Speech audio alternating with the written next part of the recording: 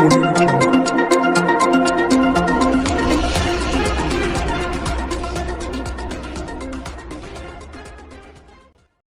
भाजपा के वरिष्ठ नेता दिलीप घोष आज आसनसोल नगर निगम के 41 नंबर वार्ड के भाजपा प्रत्याशी भृगु ठाकुर के समर्थन में प्रचार करने इस वार्ड में पहुंचे। जब वो इस वार्ड में प्रचार कर रहे थे उस वक्त वहां अचानक टीएमसी के प्रत्याशी रणबीर उर्फ जीतू सिंह पहुंच गए और उन्होंने दिलीप घोष के सामने अपना सारा गुस्सा जाहिर किया। उन्होंने भाजपा प्रत्याशी भृगु ठाकुर पर इस वार्ड में विकास ना करने और गरीबों का पैसा हड़पने का संगीन आरोप लगाया। जीतू सिंह ने कहा कि गरीब होना गुनाह नहीं है, लेकिन गरीबों के साथ धांधली करना सबसे बड़ा गुनाह है। हालांकि इस पूरे घटनाक्रम में दिलीप घोष ने कोई प्रतिक्रिया नहीं दी और वो खामोशी से वहां से चले गए।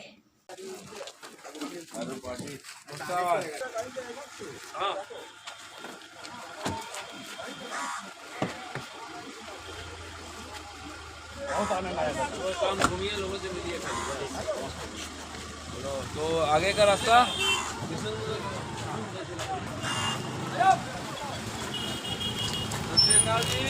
জিজ্ঞেস করুন আপনার কাউন্টারকে লোকের ঘরে টাকা খেয়েছে। আমি सीनियर लोग ना एक गरीब देखिए, गरीब होना गुनाह नहीं है, गरीब का मजाक उड़ाना सबसे गुनाह और पाप है। निजर घर भरे মানুষের সঙ্গে করলো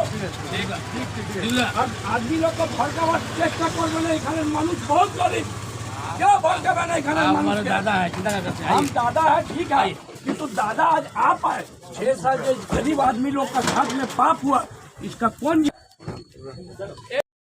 যে করলো ভিগু ঠাকুর এখানে জিজ্ঞেস করুন কি করেছে লোকের সঙ্গে। अब आप आइए ना, জিজ্ঞেস করুন। आप आइए, कोई बात। अरे हम तो शेर है, सरदार है, हम तो 1 लाख पर भारी पड़ेगा यहाँ पर लोग को। आप लोग क्या किया, आज क्या करने आए আপনারা কি করতে এসেছেন আজকে?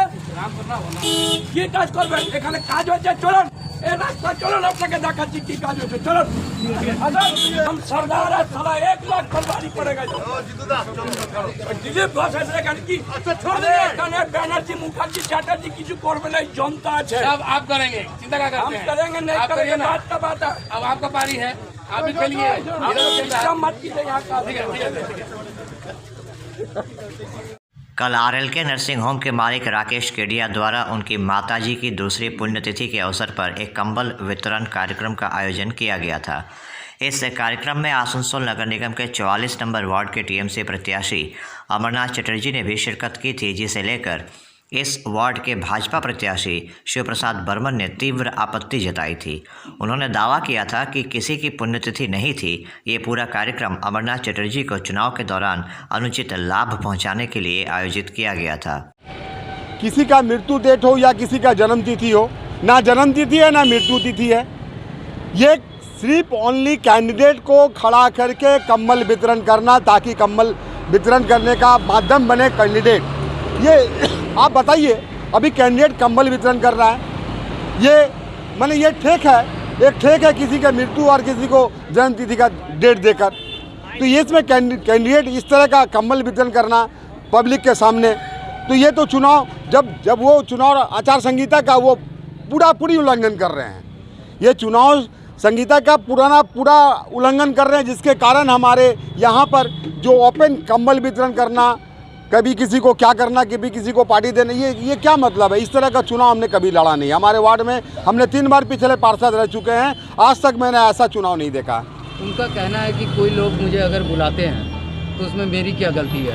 नहीं, आप वहाँ पे बुलाने के बाद अगर आप मिलिए, आप तो कैंपेनिंग कर ही रहे हैं, आपको सबको मिल रहे हैं। आपने चुनाव आयोग का तो जो गाइडलाइन है उसको धज्जियाँ उड़ा दिए हैं। 500 लोग लेकर आपने मिचिल निकाल रहा है, 100 लोग लेके मिचिल निकाल रहे हैं। आपने आज क्या कर रहे हैं? आज कर रहे हैं वो कम्बल वितरण कर रहे हैं। ये तो दुर्भाग्य बात है भाई। कैंडिडेट का क्या कम्बल वितरण करने का मतलब? जब वो चुनाव का यहाँ का कैंडिडेट हो चुका है तो ये तो हमारे चुनाव आचार संहिता का ये उल्लंघन कर रहे हैं। उसको गाइडलाइन को मान के चलना चाहिए कैंडिडेट को। क्या आप शिकायत करेंगे? हम जरूर शिकायत करेंगे, चुनाव आयोग को करेंगे। हमने जिला के जितने हमारे नेता हैं सबको हमने इसके बारे में बोले। मैंने FIR करने जा रहा हूँ मैं यहाँ पर थाना में, ओसी को FIR करूँगा। उसके बाद मैंने ये जिला में शिकायत करके चुनाव आयोग को जाके ये पूरा कंप्लेन करूँगा। ये हमारा नाम शिव प्रसाद बर्मन, 44 नंबर वार्ड के भारतीय जनता पार्टी के प्रार्थी। शिव प्रसाद बर्मन के इस बयान पर राकेश केडिया ने अपनी तीखी प्रतिक्रिया देते हुए कहा कि उनकी मां की पुण्यतिथि कब है ये उनके बेटे होकर वो जानेंगे या शिव प्रसाद बर्मन को पता होगा। राकेश केडिया ने शिव प्रसाद बर्मन पर एक दिवंगत महिला जिनकी समाज में प्रतिष्ठा थी उनका अपमान करने का आरोप लगाया। इसके साथ ही उन्होंने उनकी मां का डेथ सर्टिफिकेट भी दिखाया जिसमें उनकी मां के देहांत का दिन 10 जनवरी 2020 लिखा है। राकेश जी, कल RLK नर्सिंग होम के समक्ष एक कार्यक्रम का आयोजन किया गया था, कंबल वितरण कार्यक्रम का। आपकी माताजी की पुण्यतिथि के अवसर पर इस कार्यक्रम का आयोजन किया गया था ऐसा कहा जा रहा है, लेकिन इसको लेकर एक विवाद हो गया है। आसनसोल नगर निगम के जो 44 नंबर वार्ड के TMC प्रत्याशी हैं अमरनाथ चटर्जी, उन्होंने इस कार्यक्रम में शिरकत की थी। इसके विरुद्ध भाजपा के जो प्रत्याशी हैं शिव प्रसाद बर्मन, उन्होंने ये आरोप लगाया है कि कल आपकी माताजी की कोई पुण्यतिथि वगैरह नहीं थी, यह सिर्फ TMC के प्रत्याशी अमर चटर्जी को हाईलाइट करने के लिए एक बहाना था। क्योंकि कहा जा रहा है, आपका कहना है कि आपकी माताजी की पुण्यतिथि थी, तो इस बारे में क्लैरिफिकेशन देने के लिए आपसे बेहतर और कोई नहीं हो सकता। कल क्या कार्यक्रम था, इसके बारे में हमारे दर्शकों को ज़रा बताइए। 2020 में 10 जनवरी को हमारी माताजी का देहांत हो गया था। ये बात आसनसोल, ये मेरी माताजी कोई छोटी मोटी लेडीज़ नहीं थी, एक समाज की बड़ी जानी मानी महिला थी। और इसमें सीरियस में जो भाजपा प्रत्याशी आज हुए हैं वो खुद भी शामिल थे। और ये इस तरह का आरोप, जो आदमी अपने घर को नहीं संभाल सका है, भाजपा प्रत्याशी अपने भाई की संपत्ति को नुकसान पहुंचा दिया है, बाजार में इतनी इलीगल संपत्ति बनाई है, और जो समाज के संग वो है नहीं जुड़े हुए, हर पाड़ा में 90% आदमी को उसने तकलीफ दिया है, वो समाज के संग नहीं है। वो कि मेरी माताजी का ऊपर किस तरह का आरोप लगाती है। जब गवर्नमेंट ऑफ इंडिया ने ये डेथ सर्टिफिकेट दिया है तो क्या ये फॉल्स है? गवर्नमेंट ऑफ इंडिया का डेथ सर्टिफिकेट क्या ये फॉल्स है जो हमारी माताजी के ऊपर उसने ब्लेम लगाया? वो अगर अपने घर देखे, अपना जो अगर समाज में नहीं है, एक मारवाड़ी लेडीज़ जो है, बूढ़ी बुजुर्ग लेडीज़ है, मारवाड़ी समाज की लेडीज़ के ऊपर उसने इल्ज़ाम लगाया है, तो वो किसी भी समाज की लेडीज़ के ऊपर इल्ज़ाम लगा सकता है, उसका पुण्यतिथि नहीं जो सोशल काम करते हैं। नहीं, आपने जो इल्ज़ाम लगाए भाजपा प्रत्याशी पे, उन पे हम बाद में आते हैं, लेकिन अभी आपने कहा कि उनको शिव प्रसाद बर्मन जी को आपकी माताजी के देहांत के बारे में पता था, वो सम्मिलित भी हुए थे, तो इसको ज़रा विस्तार से बताइए। अब 2020 10 जनवरी को हमने एक blood donation camp, food distribution और कम्बल डिस्ट्रीब्यूशन का प्रोग्राम किया था, जिसमें शिव प्रसाद जी ने खुद स्टेज पर आके हमारी माताजी का तारीफ़ किया था। और आज वो समाज को एक कलंक बनाने, समाज की एक जानी मानी महिला, एक रिप्रेजेंटेड महिला को जो समाज के लिए बहुत कुछ की हुई है, उसको बदनाम करने के लिए शिव प्रसाद जी को कौन हक दिया है? आज ये समाज के जनता से हमने पूछना चाह रहा हूँ कि शिव प्रसाद जो आज एक राजनीतिक कर रहे हैं, एक धार्मिक प्रोग्राम को, एक इस प्रोग्राम को, तो शिव प्रसाद इसको अगर हम लोग अगर इस तरह का काम कर रहा है शिव प्रसाद, तो ये तो उन्हें शिव प्रसाद की इन्हें शिक्षा ले दी रही है, आज शिक्षा ले दी रही है। शिव प्रसाद ने ये गलत काम किया है, जिसको ये मालूम नहीं है कि किसी की माताजी का देहांत के ऊपर कोई प्रोग्राम होता है, उसको किस तरह का सम्मान दिया जाए। वो लग रहा है कि अपने माँ बाप की औलाद नहीं है। ये भी आरोप है कि अमरनाथ चटर्जी ने कल कंबल वितरण में कार्यक्रम में शिरकत करके आचार संहिता का उल्लंघन किया, तो क्या कल अमरनाथ चटर्जी जो कि TMC के प्रत्याशी हैं, उन्होंने कंबल वितरण किया था? नहीं, अमर चटर्जी साहब ने कंबल वितरण नहीं किया था। वो क्यों आए थे? वो आए थे कि आज हम जब जन्म नहीं लिए थे, जब से अमर चटर्जी हमारे पिताजी के पास आते थे, हमारे दादाजी के पास आते थे, हमारे घर के एक मेंबर है। आज हमारे पिताजी नहीं है, उनको हम एक गार्जियन के रूप में देखते हैं। और उसके बाद आज से 35 साल से वो अमर चटर्जी हमारे एक गार्जियन के रूप में है, जो हमको एक गार्जियन की तरह वो हमको संभाल के रखे हुए हैं। तो अमर चटर्जी मेरे घर के मेंबर हैं, वो मेरे बड़े भाई हैं। अगर कल दिन दरकार पड़ता है अमर चटर्जी के लिए, हमको अगर अपना कुछ कुर्बान करने के लिए, मैं वो कुर्बान करने के लिए भी तैयार हूँ। अमर चटर्जी ने हमको इस तरह का ने अपने बड़े भाई का जैसा रोल निभाया हमारे संग। आप एक बार फिर हमारे दर्शकों को ये बता दीजिए कि कल क्या कार्यक्रम था और शिव प्रसाद बर्मन के आरोपों पे आपका क्या कहना है। फाइनली आप एक बार फिर से हमारे दर्शकों को बता दीजिए। मैं 44 नंबर की जनता से यही अनुरोध करूंगा, शिव प्रसाद ने जो आरोप लगाया है बेहुदा आरोप है, जबकि उसको मालूम है कि हमारी माताजी का इंतकाल कब हुआ था। और शिव प्रसाद ने जिस तरह का एक मारवाड़ी समाज की बुजुर्ग महिला के ऊपर जो आरोप लगाया है, हाँ, महिला जो अब इस संसार में नहीं है, तो हम यही चाहूँगा कि आसनसोल की बाजार की 44 नंबर की सब जनता इसका एक जवाब दे शिव प्रसाद को कि किसी के ऊपर, किसी भी बुजुर्ग महिला के ऊपर इस तरह का लांछन लगाना जो आज इस संसार में नहीं है, उसको ये एक सबक मिले कि हाँ, भारी से भारी मतों से हरा के उसको ये एक सबक दे कि हाँ, ये 44 नंबर की जनता बुड़बक नहीं है और किसी भी लेडीज़, सामाजिक लेडीज़ के ऊपर इस तरह का आरोप लगा रहे हैं तो वो एक ओझी हरकत है। एक बेटा होने के नाते आप कितने आहत हुए हैं? एक बेटा होने के नाते मैं ये आहत हुआ हूँ कि इस तरह का ओझा काउंसलर बीजेपी ने दिया है। हाँ, ये मैं इसकी शिकायत ऊपर तक करूँगा कि इस तरह के नेता को आप लोग लेके ये, हाँ, इस तरह की पार्टी आप लोग चला रहे हैं, तो इससे चले हम लोग को आहत हुआ और इस तरह की पार्टी हम लोग को बंगाल में नहीं चाहिए। हाँ, कि जिसमें हाँ किसी नारी जाति का हाँ अपमान करके, हाँ, और समाज को अपमान करके वो टिकट दे के गुंडागर्दी करके जीते।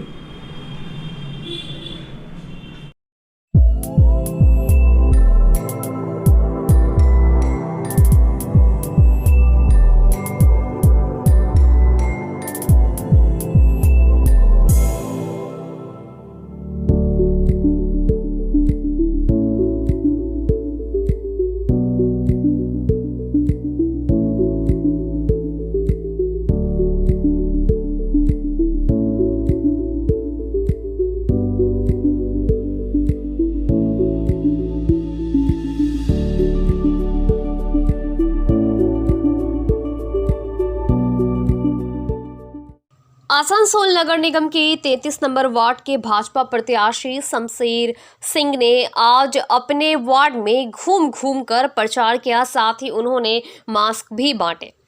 शमशेर सिंह ने कहा कि आज कोरोना की महामारी ने विकराल रूप धारण कर लिया है, इससे बचने के लिए लोगों का जागरूक होना आवश्यक है। उन्होंने लोगों से मास्क पहनने, सोशल डिस्टेंसिंग का पालन करने और सैनिटाइजर का इस्तेमाल करने की अपील की। इसके साथ ही उन्होंने लोगों से आने वाले निकाय चुनाव में भाजपा के पक्ष में मतदान करने का अनुरोध भी किया। संतोष की लड़की है। संतोष? हाँ, भेज दो नीचे में। लग गया है दोनों। हाँ, बोले कि नीचे में भेज दीजिए, काका मुनि के दुकान पर खड़ा है। बाकी आपका वैक्सीन लग गया? राशन कार्ड है? राशन फ्री में मिलता है ना? अभी 500 का नहीं है राशन। बिना भेदभाव के काम करते हैं, उन्हीं का सैनिक हम लोग भी है। हम वार्ड से खड़ा है। हाँ, 3 नंबर बटन है। अब वैक्सीन लग गया सब, वो लग जाएगा टाइम पर, तो एक बार ध्यान दीजिएगा। क्या कैंपेनिंग कर रहे हैं आप लोग भाजपा की तरफ से? भारतीय जनता पार्टी के तरफ से, पूरे चुनाव आयोग के तरफ से जो भी गाइडलाइंस दिया गया है, वो कोरोना काल का जिस तरह से पालन करना है, 5 लोगों को लेकर के घूमना है, बिना कोई भीड़ लगाए सोशल डिस्टेंसिंग का पालन करना है, और man to man, door to door हम लोग कैंपेन कर रहे हैं और पब्लिक को भी इस कोरोना काल से अवगत करा रहे हैं। और जो भी हम लोगों से मिल रहा है, जो मास्क का व्यवहार नहीं कर रहा है, हम लोग उनको मास्क भी दे करके उनको आदत डलवा रहे हैं कि मास्क को अभी व्यवहार में ले आओ। 33 नंबर वार्ड में स्थानीय लोग से क्या प्रभाव मिल रहा है? स्थानीय लोगों का बहुत अच्छा सहयोग मिल रहा है, क्योंकि 34 साल के लंबे सीपीएम के शासनकाल के बाद ये 11 साल का टीएमसी का शासनकाल होने के बावजूद भी हम लोगों के वार्ड में वाम फ्रंट के ही काउंसिलर रहे। और इस इलाके में आप जहाँ जहाँ घूमेंगे, और इस समय सुबह के समय दौरान आपको क्या लग रहा है कि कुछ काम अधूरा यहाँ पे छूटा हुआ है जो आप जीतने के बाद उसको पूरा करेंगे? माने बुनियादी सुविधा से यह वार्ड एकदम वंचित है। कम से कम जो है कि पीने के पानी का, नाश्ता का कोई भी यहाँ सही से व्यवस्था नहीं होता। आपका परिचय बोलिए। मेरा परिचय, मैं शमशेर सिंह, वार्ड नंबर 33 का भारतीय जनता पार्टी का प्रत्याशी। आसनसोल नगर निगम के 91 नंबर वार्ड इलाके के टीएमसी प्रत्याशी राजू सिंह ने आज काशीपुर डांगा इलाके में चुनाव प्रचार किया। उनके साथ कोरोना नियमों का पालन करते हुए कुछ एक टीएमसी समर्थक ही चुनाव प्रचार में निकले। राजू सिंह ने आज के चुनाव प्रचार के दौरान लोगों से टीएमसी के पक्ष में मतदान करने की अपील की। उन्होंने कहा कि राज्य के साथ साथ शिल्पांचल में जो विकास के कार्य हुए हैं, साथ ही आसनसोल नगर निगम के टीएमसी बोर्ड ने जो विकास के कार्य किए हैं, उनको देखते हुए इस बार भी उन्होंने लोगों का आशीर्वाद मांगा। उन्होंने भरोसा जताया कि 91 नंबर वार्ड की जनता उनको इस वार्ड की सेवा करने का अवसर प्रदान करेगी। क्या कार्यक्रम किया? आज हम लोगों ने काशीपुर डांगा के मस्जिद मोहल्ला और उसके आसपास के इलाके में डोर टू डोर कैंपेनिंग की हम लोगों ने। कैंपेनिंग के दौरान यहाँ स्थानीय लोग से क्या उम्मीद रख रहे हैं? देखिए, स्थानीय लोग से तो उम्मीद हमको तो मतलब 100% है कि वो हम लोग को छोड़ के दूसरा किसी तरफ जाएंगे नहीं, लेकिन उनका भी छोटा मोटा जो एक तो दो प्रॉब्लम है उनको भी हमको देखने होगा, सॉल्व करने होगा। जैसे रास्ता का प्रॉब्लम है, पानी का प्रॉब्लम है और ड्रेन का भी है, उसको भी हम लोग को ध्यान में रख के करने होगा। ऐसे तो इसका पहले जो काउंसलर थे बहुत सारे काम किए हैं, ऐसा है कि नहीं काम नहीं हुआ, काम हुआ है, लेकिन जो थोड़ा बहुत समस्या है उसको तो हमको देखना ही होगा और इलेक्शन के बाद उसको हम एकदम 100% उसको हमको करना ही है एकदम। कैंपेनिंग के दौरान कोरोना महामारी में क्या जागरूकता कर रहे हैं? देखिए, कैंपेनिंग और इस दौर में कैंपेनिंग का दौर भी है और कोरोना का भी दौर है। दोनों को ध्यान में रखते हुए सोशल डिस्टेंस को भी हम लोग देख रहे हैं और साथ में वार्ता भी दे रहे हैं। मास्क पहनिए, सैनिटाइजर का भी व्यवहार करने के लिए हम लोग आग्रह कर रहे हैं। बच्चे लोग को भी थोड़ा ध्यान देने का भी बात कर रहे हैं कि बच्चे पर ज़्यादा ध्यान दिए, उन लोग को भी सैनिटाइज और मास्क का प्रयोग करिए और दूरत्व बनाए के रखिए। आपका परिचय? Raju Singh, 91 number ward. इन दिनों कोरोना का प्रकोप फिर से बढ़ रहा है। इसे देखते हुए सरकार की तरफ से बूस्टर डोज की व्यवस्था की गई है। आज रानीगंज के बीपीएचसी में कोरोना की तीसरी खुराक यानी बूस्टर डोज दिया गया। इस संदर्भ में बीएमओएच मनोज शर्मा ने कहा कि आज से बूस्टर डोज दिया जा रहा है। उन्होंने बताया कि 15 से 18 वर्ष के बच्चों को कोरोना के टीके लगाए जा रहे हैं। उन्होंने बताया कि दूसरा डोज लेने वालों को बूस्टर डोज देने के दिशा निर्देश उनके पास आ गए हैं।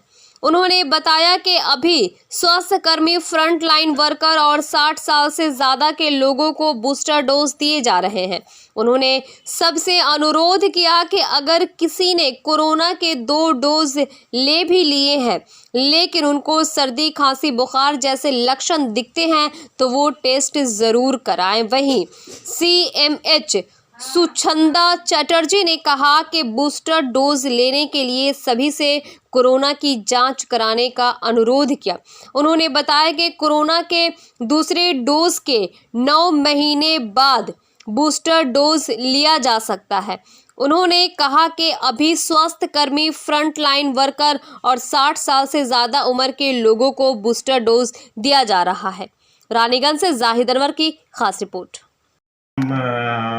আমরা তো ফার্স্ট ডোজ সেকেন্ড ডোজ অনেকটাই কভার করে নিয়েছি আর এর মধ্যেই 15 থেকে 18 বছর বয়সের স্টুডেন্ট বা বাচ্চাদের জন্য ফার্স্ট ডোজ শুরু হয়ে গেছে। এর সঙ্গে সঙ্গে আমরা থার্ড ডোজ মানে যারা ফার্স্ট এবং সেকেন্ড ডোজ নিয়েছে তাদের জন্য থার্ড ডোজ গাইডলাইন আমাদের কাছে এসেছে গভর্নমেন্ট থেকে। তো এখন আপাতত যারা health care worker, frontline worker এবং যাদের এজ হচ্ছে 60+ আমরা তাদেরকেই দিচ্ছি। তো এই ক্ষেত্রে মানে প্রেজেন্ট সিচুয়েশান যেহেতু আমরা দেখতে পাচ্ছি যে মানে কোভিডের আপসার্জ অনেক বেশি, সেই জন্য যারা সেকেন্ড ডোজ বা থার্ড ডোজ যারা নিচ্ছেন তাদের কাছে রিকোয়েস্ট যে তারা সিমটোম্যাটিক যদি থাকেন, ফিভার, কাশি, কমন কোল্ড মানে এরকম যদি সিমটমস যদি থাকে তাহলে ওনারা একটা টেস্ট করে প্রথমে কনফার্ম হবেন সেকেন্ড ডোজ বা থার্ড ডোজ নিলে সেটা ভালো। আপনার নাম পরিচয়? আমি ডক্টর মনোজ শর্মা, বিএমওএইচ রানীগঞ্জ। মানে নেগেটিভ হওয়ার পর না পজিটিভ? বুস্টার ডোজ নিতে গেলে প্রথমে সবাইকে আমাদের রিকোয়েস্ট যে তারা এখন যেহেতু করোনাটা প্রচুর ছড়িয়ে গেছে, সেজন্য সবাই যাতে করোনাটা একটা কোভিড টেস্ট করে নেয়, করে নিয়ে তারা বুস্টার ডোজ নেয়। আর বুস্টার ডোজ নিতে গেলে সেকেন্ড ডোজ যারা পাবে, সেকেন্ড ডোজ থেকে 39 উইকস অথবা 9 মাস, ধরুন নিয়েছে এপ্রিল 16 এপ্রিল থেকে 9 মান্থ, 16 পেরোবে January 16, April to May, June, July, August, September, October, এরপর সে বুস্টারটা পাবে। বুস্টার ডোজ হচ্ছে 9 মান্থসের পর। এখন হেলথ ওয়ার্কারদের দেওয়া হচ্ছে, 60+ যারা, তাদেরও দেওয়ার চেষ্টা করা হচ্ছে, হবে। যা ফ্রন্টলাইন ওয়ার্কাররা এখন সবাই পাচ্ছে। আপনার পরিচয়? আমি community health officer, Raniganj block, Suchandra Chattopadhyay. Asansol नगर निगम चुनाव को लेकर भाजपा के राष्ट्रीय उपाध्यक्ष दिलीप घोष मंगलवार को बराकर के आसपास के इलाके के भाजपा उम्मीदवारों के प्रचार में पहुंचे। इस दौरान कोरोना नियमों का पालन का हवाला देकर पुलिस ने उन्हें रोकने का प्रयास किया। इस दौरान उन्होंने नगर निगम के वार्ड नंबर 66, 67, 68 और 69 के भाजपा प्रत्याशियों को जिताने के लिए चुनाव प्रचार किया। दिलीप घोष ने कहा कि मेरे साथ मात्र 5 लोग हैं, बाकी समर्थक घरों की छत पर है।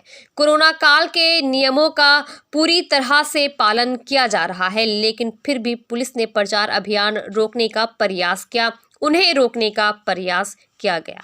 उन्होंने कहा कि टीएमसी जानती है कि वो आसनसोल जीत नहीं पाएंगे, इसलिए जगह जगह पर मेरे प्रचार अभियान को रोकने का प्रयास करते हुए धक्का दिया जा रहा है।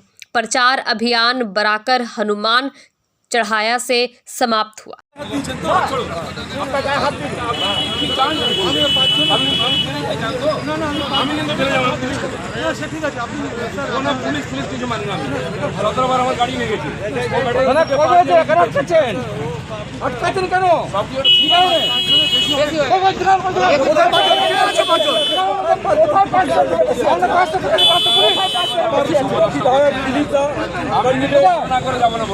আমি হাইওয়ে জাম করে দেবো, এখন পুরো হাইওয়ে জাম করে দেবো। আমি প্রচার করতে এসেছি, আমার এমএলএ আছে, আমার ক্যান্ডিডেট আছে, কে বেশি লোক আছে?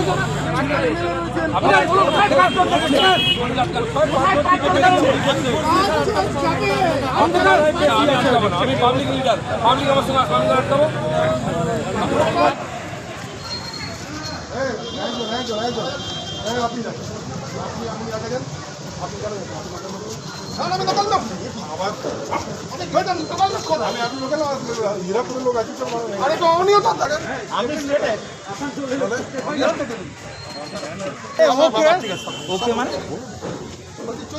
জানেই না কথা বলছে।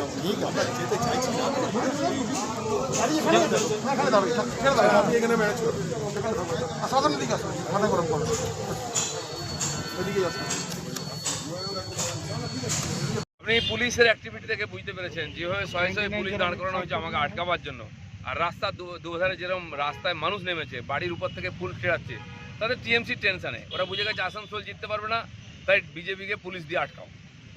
কিন্তু পুলিশের বক্তব্য যে আপনি 5 জনের বেশি যে নির্বাচন বিধি আছে সেই বিধি লঙ্ঘন করেছেন। আপনারাই দেখেছেন আমার সঙ্গে 5 জনই ছিল, 2 জন ক্যান্ডিডেট, 2 জন এমএলএ আর আমি এমপি। এতে যদি বিধি লঙ্ঘন হয় তো বিধি পাল্টে দিক পুলিশ, এরকম ননসেন্স পুলিশ দিয়ে কিচ্ছু হবে না। দাদা কোন জায়গায় বাধা পেয়েছেন আপনি? আমি তো সবটাই আসানসোলে গিয়ে একজন ক্যান্ডিডেট, তার পিছনে 3টেও লোক নেই, সে টিএমসি ক্যান্ডিডেট, রাত্রেবেলা খেয়েছে, এখনো দাঁড়াতে পারছে না সোজা হয়, সে আমাকে বাধা দিচ্ছিল। পানশালা থেকে বেরিয়ে এসছে সোজা। আমার এখানে যখন থেকে নেমেছি রামনগর থেকে, গত 1.5 ঘন্টা ধরে আমার পিছনে পুলিশ লেগে আছে, জায়গায় জায়গায় আটকাচ্ছে।